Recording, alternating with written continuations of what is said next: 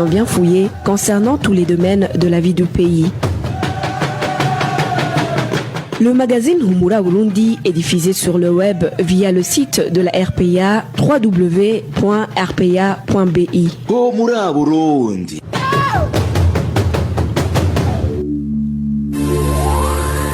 À la présentation, Émile Nivasumba. Au sommaire du magazine de ce 10 janvier 2021, une chef collinaire assassinée par balle à Burambi la nuit dernière. En moins de 2 semaines, 2 autorités locales ont été tuées par des hommes armés dans cette commune de la province Rumongue. Et la tension était vive ce matin à l'église Rohobot d'Ongagara. Les fidèles se sont révoltés contre un officier de police qui, selon eux, voulait s'arroger le droit de diriger la prière. Les détails, c'est tout de suite. Et certains Burundais continuent d'afficher leurs inquiétudes face à la façon dont la lutte contre la Covid-19 est menée au Burundi. Tout à l'heure, les enseignants et les parents d'élèves vont s'exprimer. À suivre également d'autres informations au cours de cette édition réalisée au niveau technique par Fabrice Ndimurukundo et Steve Niungeko. Merci d'avoir choisi la radio publique africaine. La chef de la sous-colline Numge, zone Maramvia de la commune Burambi, a été tuée la nuit dernière à son domicile par des hommes armés. Nous sommes dans la province Rumonge. Les auteurs et le mobile de cet assassinat ne sont pas encore connus. Les détails avec Onésime Dushimagize. C'est l'un des voisins de Marie-Sylvane Gakima, la responsable de la sous-colline Numbre, zone Maramvia, en commune Burambi de la province Rumonge. Il a été tué la nuit dernière à son domicile par des hommes armés de fusils. Selon les informations recueillies auprès des proches de la victime, Marie-Sylvane Gakima est sortie de la maison vers 21h et a vu des hommes armés qui se sont introduits à son domicile. Les mêmes sources indiquent qu'elle a tenté de s'évader par la petite porte, mais sans y parvenir. Ainsi, ses bourreaux ont tiré sur elle 2 balles au niveau de la poitrine et ont pris le large. La victime a succombé à son arrivée au centre de santé. Elle laisse derrière elle 6 enfants. Les auteurs et le mobile du crime ne sont pas encore connus. Toutefois, la police indique qu'elle a déjà commencé des enquêtes. Pour rappel, Antoine Rucheki, qui était le responsable adjoint de la colline Gishiha où a eu lieu ce crime, a été également tué par des hommes armés il y a 2 semaines.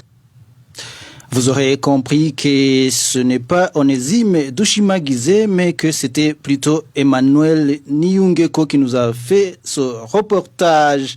Quittons Burambi pour nous rendre à Bujumbura où la tension était vive ce matin à l'église Rohobot dans la zone Ngagara. Certains fidèles de l'église s'opposeraient à un officier de police qui voulait s'arroger le droit de diriger la prière. Trésor Nyongabo nous en dit plus. Tout commence dans la journée de samedi. La police présidentielle avait convoqué le pasteur Jean-Pierre Tuyisenge de l'église Rehoboth Holy Church du quartier 6 à Ngagara. Le pasteur Tuyisenge restera retenu à la documentation. La matinée de ce dimanche, le jour du culte, l'officier de police Dieudonné, fidèle de l'église, a montré son intention de diriger la prière. Cependant, les fidèles se sont révoltés contre lui, laissant ainsi le chaos s'installer.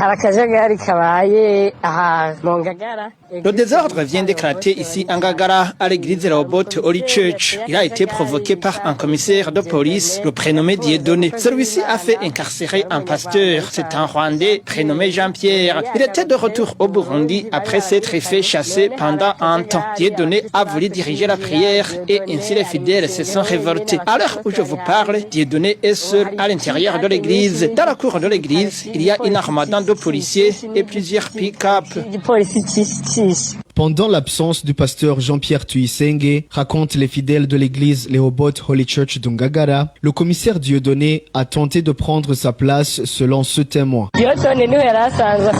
Dieudonné est également fidèle de cette église. Après le départ de Jean-Pierre Tuyisenge, il a voulu s'autoproclamer pasteur. C'était dans l'intention de récupérer la place de Tuyisenge, mais il n'a pas pu se faire imposer dans l'église. Il avait été ordonné pasteur d'une manière frauduleuse. Pour les fidèles de l'église Rehoboth Rehoboth Holy Church d'Ongagara, le pasteur Tuyisenge venait de retourner au Burundi après un certain temps d'absence.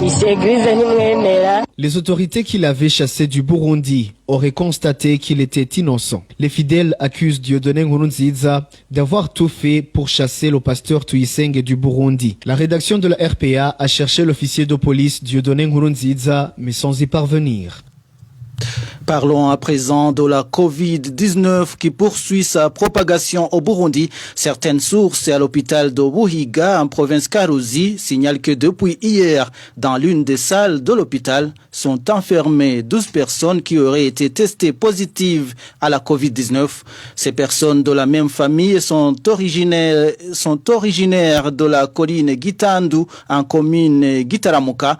Elles auraient été contaminées par un membre de la famille qui venait de rentrer de la Tanzanie où il venait de passer un bon bout de temps.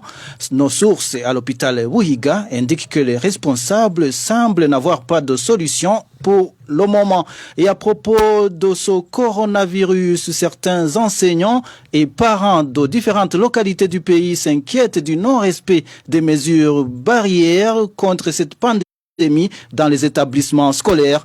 Ils demandent au gouvernement de faire respecter ces mesures avant que la situation ne s'empire.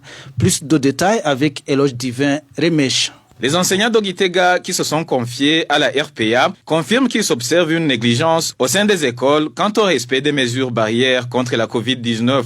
Un enseignant d'Ogitega, la capitale économique du Burundi, témoigne. Devant certaines écoles, on y trouve des récipients d'eau, mais qui sont vides. Il arrive des moments où il y a pénurie de l'eau. Le port de masque n'est pas observé.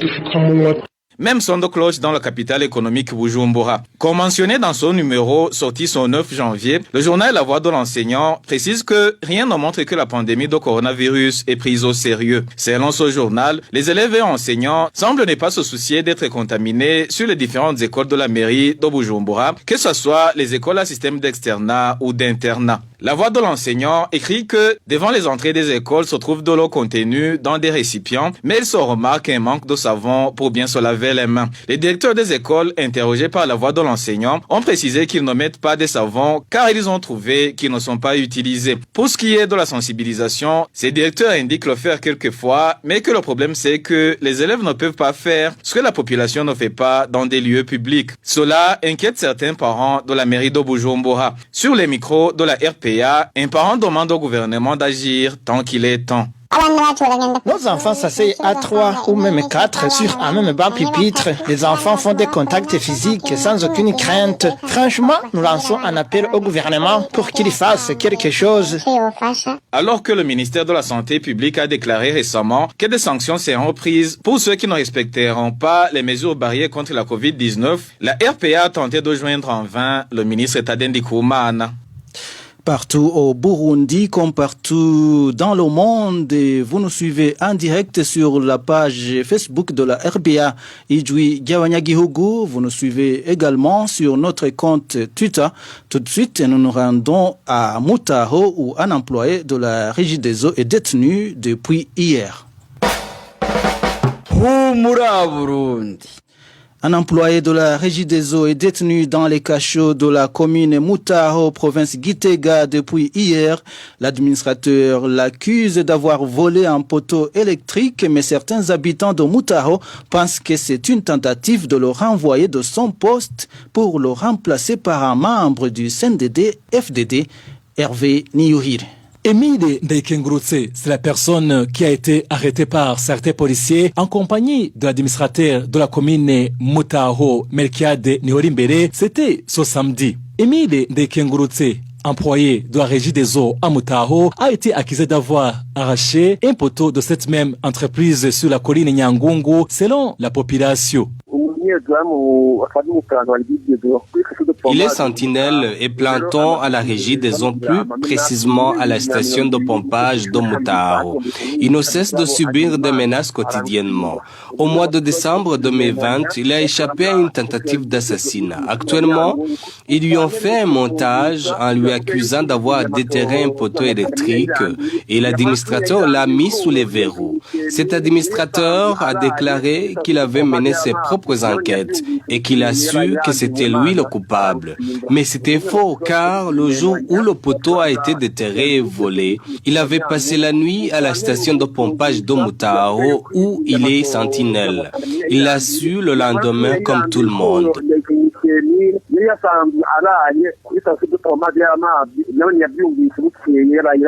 La Régie des eaux ne porte aucune accusation envers son employé selon les sources on sait de cette entreprise. Selon la population, l'administrateur et certains membres du CNDD-FDD voudraient que le poste de sous-locataire du camp de déplacés soit occupé par un partisan.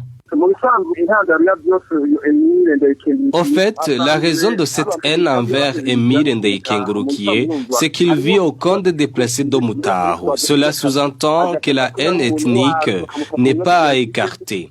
L'administrateur prétend le punir pour des fautes de travail commises à la Régie des eaux.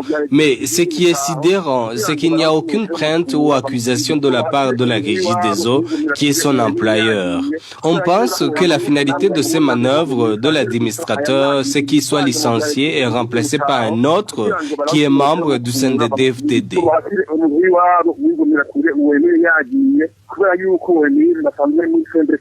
Il faut préciser que le poteau électrique de la Régie des eaux a été arraché et volé à 7 km de la station de pompage de la Régie des eaux où travaille la personne arrêtée. Nous avons tenté de joindre l'actuel administrateur de la commune Mutao, Melchiade Nihorimbere, mais il n'a pas décroché son portable. Et avant de clore cette édition, parlons de cette information qui nous vient de la Tanzanie où environ 350 maisons ont été endommagées par de fortes pluies qui se sont abattues sur le camp d'Onduta ces derniers jours. Pour l'instant, certains réfugiés réclament d'être assistés à matériel de construction et en vivres. Balthazar Mibour. Ces pluies torrentielles ont causé plusieurs dégâts. Les sources de la RPA au cas d'Onduta indiquent que 350 maisons ont été emportées. Des cultures et des arbres ont également été dévastés. Ce réfugié témoigne.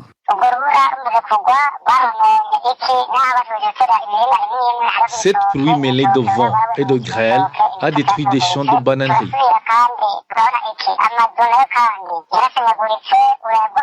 Des toitures de maisons et beaucoup d'arbres ont été emportés par le vent dans les différentes zones du camp.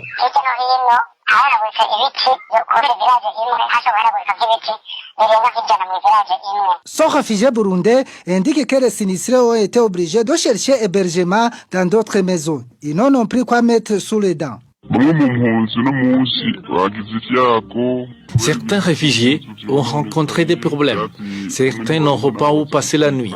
Autre chose, ils ne sont pas sûrs de trouver quoi manger dans les jours à venir, car même l'aide à nourriture qu'ils avaient reçue le mois dernier se trouvait dans les maisons.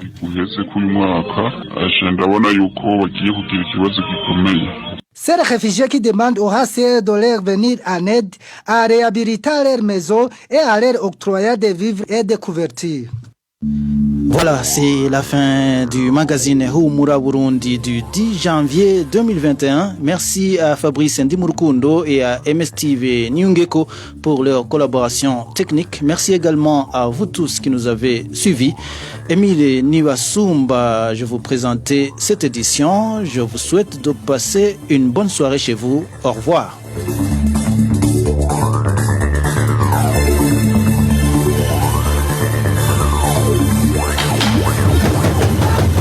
C'était le magazine Humura Burundi.